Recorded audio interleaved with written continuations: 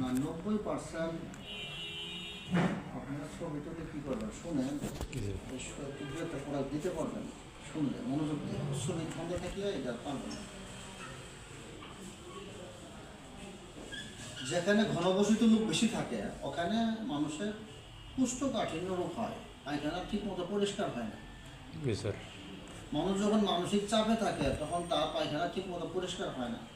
মানুষ যখন বিভিন্ন কাজে হেজিটেশন থাকে, দ্বিধাদ্বন্দ্ব থাকে, সিদ্ধান্তহীনতায় ভোগে, তখন তার পেট পরিষ্কার হয় না। গবেষণায় দেখা গেছে গ্রামের লোকদের চেয়ে শহরের লোকদের পাইলস রোগ বেশি। তো এই জন্য পাইলস রোগের জন্য আমাদের সিরাপটা তৈরি, আর নাম হলো পাইল সিরাপ। পাইলস কি আসলে, পাইলসটা কি? আপনার নতুন শুনে মনোযোগ দিয়ে, আপনাদের বলতে নতুন স্টুডেন্ট আপনারা, তাই না? ইনি তো পুরাতন, ইনিও হালকা পাতলা, আমরা একদম নতুন। আমাদের এখানে সকালবেলা লোক হয়ে যায়, সেটার জন্য আসতেছে না, সমস্যা নাই। এই পাইলস রোগটা কি? পাইলস হলো মলদ্বারের একটা রোগ। মলদ্বার, আমরা পায়খানা করি, মলদ্বারের একটা রোগ। মলদ্বার ফুলে গেলে তাকে পাইলস বলে। এখন কথা হলো মলদ্বার ফুলে কেন?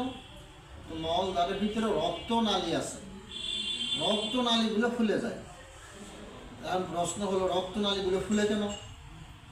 রক্তনালীগুলো ফুলে জন্য গবেষণায় পাওয়া গেছে আর 90% কারণ হলো পেট পরিষ্কার না হওয়া, প্রতিদিনের পায়খানা প্রতিদিন ক্লিয়ার না হওয়া। জি স্যার। বুঝতেছেন? জি। আপনি হঠাৎ করে ঘুম থেকে দেরি করে উঠছেন, আমরা শিডিউল মতো টয়লেট যেতে পারেন নাই, এখান থেকে ভুল টাইম তো নয়, দৌড় দৌড়ে চলে গেছেন কোনো মতো চাপায়, তাহলে কি পেট পরিষ্কার হলো? অথবা আমরা রাতে দেরিতে ঘুমাইছেন, এরকম হয় না? এই গবেষণায় পাওয়া গেছে 90% কারণ হলো পেট পরিষ্কার না হওয়া, আরও 10% কারণ অন্যান্য কারণ আছে। 90 পেট পরিষ্কার না হয়, এ দ্বারা কি হয়? পায়ুপথে রক্তনালী ফুলে যায়।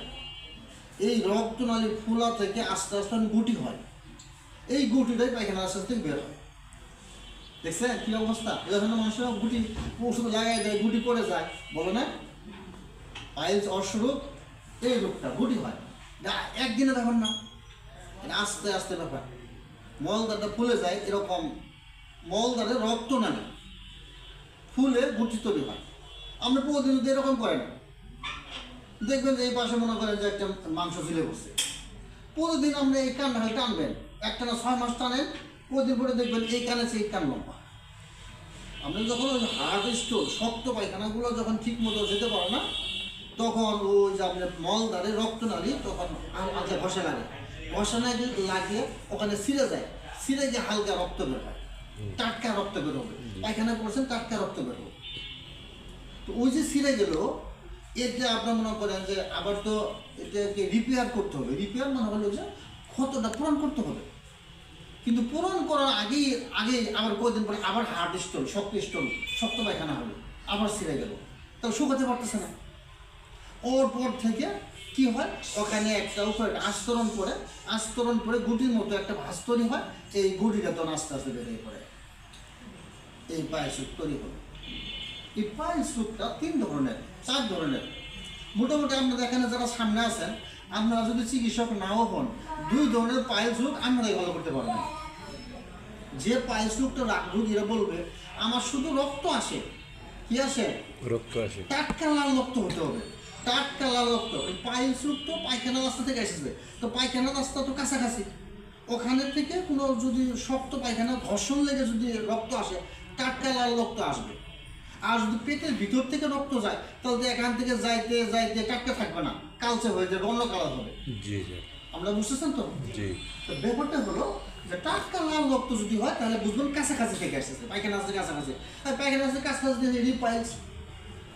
তো 2 ধরনের পাইলস আপনারা চিকিৎসা করতে পারবেন। যদি রোগী বলে যে আমার শুধু রক্ত আসে, কিছু বের হয় না, এটা এক ধরনের। আরেক ধরনের হলো রক্ত আসে, কিছু বের হয়, এটা গুটির মতো বের হয়, এই গুটি এরকম লম্বা গুটি বের হয়, হ্যাঁ, সামনে হলো চুকা, পিছনে একটু মোটা গুটি বের হয়, আবার পায়খানা করার পরে একাই চলে যায়। এই যে 2 ধরনের যে পাইলস বললাম, আপনারা চোখ বন্ধ করে এই সিরাপটা দিবেন, একাধারে 3 মাস খাওয়াবেন। একাধারে কয় মাস খাওয়াবেন? 3 মাস। 3 মাস। কিন্তু মাথায় একটা কথা রাখবেন, তার পেট পরিষ্কার হওয়া লাগবে। শর্ত দিবেন পেট পরিষ্কার রাখা লাগবে। আর পেট পরিষ্কার কেমনে রাখবে? ওষুধ খেয়ে এটা খেলেও পেট পরিষ্কার হবে, তার নিজেরও চেষ্টা থাকতে হবে। কেমন চেষ্টা? যেমন সে যদি ভাবা পিঠা খায়, রুটি পরোটা খায়, সিঙ্গারা সমোসা মুগলাই জিলাপি পোলাও বিরিয়ানি খিচুড়ি খায়, তাহলে বেশি পেট পরিষ্কার হবে। আর লাউ তরকারি পেঁপের তরকারি শাক সবজি, তাহলে পেট বেশি বেশি পরিষ্কার হবে। কোনটা খেলে বেশি পেট পরিষ্কার হবে? লাউ তরকারি, সবজি তরকারি এসে খেলে, নরম ভাত। তাহলে এগুলো আপনাকে বোঝাই দিতে হবে। এক ওষুধের উপর নির্ভর করে আপনার উপরে সে নির্ভরশীল হবে, এরকম করলে হবে না। আমরা বলবেন যে এগুলো খাবার শাক সবজি এগুলো খেলে পেট পরিষ্কার, এগুলো বেশি করে খাবেন, ভাজা করে খাবার বাদ দেন। পায়খানা ক্লিয়ার করেন, আমার ওষুধ খান, আস্তে আস্তে যেটা হয়েছে মিলে যাবে।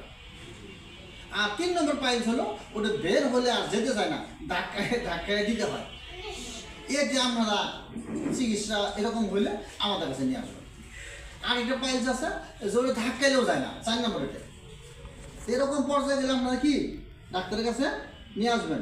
কিন্তু 1 নম্বর এবং 2 নম্বর টাটকা লাল রক্ত আসে আর গুটি বের হয়, পায়খানা করার পর একাই চলে যায়। এই যে দুটো কন্ডিশন বললাম, আমরা চোখ বন্ধ করে সিরাপটা দেবেন। কিন্তু ভুলেও যে গর্ভবতী মহিলা তাকে দিবেন না।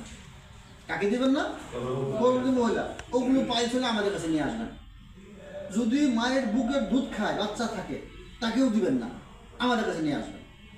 এটা শুধু মনে করেন যে গর্ভবতী না, মায়ের বুকের দুধ খায় না, এরকম প্রাপ্ত বয়স্ক যারা 16 বছর উপরে, এটা আপনারা চোখ বন্ধ করে দেবেন। এর নিচে নিচে হলে আমরা তো সাধারণ লোক, আমাদের কাছে পরামর্শ করতে আসবেন, আমরা যেটা ভালো মনে করবো দিব, অত রিক্সে আপনারা যাবেন না। তাহলে 15-16 বছরের উপরে হলে এটা আপনি চোখ বন্ধ করে আপনি 3 চামচ করে 2 বেলা দিতে পারবেন। 3 চামচ সকালে, 3 চামচ রাত্রে, চোখ বন্ধ করে। কিন্তু একাধারে কমসে কম 3 মাস খাওয়াবেন। এর ভিতরে ডাক্তারের কাছে একটু নিয়ে আসবেন। এটা রুই আমরা একটা ফাইল খেয়ে আরাম পেলো, তাহলে আপনি তাকে হাইলাইট করবেন যে আপনি তো খেয়ে আরাম পেলেন, আমি তো হালকা ট্রেনিং করছি, তাহলে আমি ডাক্তারের কাছে আসেন, নিয়ে আসবেন। তখন আমরা আরও কিছু কম ওষুধ প্রোডাক্ট আরও দিব। তাহলে ঢাকা শহরে এই প্রোডাক্টটা ইচ্ছে করলে চালানো যায়। যারা ঘনবসতি একই ফলে অনেক লোক চাকরি করে, ওদের কুষ্ঠকাঠিন্য পায়খানা ঠিক মতো ক্লিয়ার হয় না, কিছু থাকে কিছু রয়ে যায়, অমনি দূর অফিসে যায়। আবার ওদিকে টেনশন থাকে, 1 মিনিট করে দেরি করলে ঝামেলা আছে, এরকম হয় কি না? এরকম হয়ে গেল।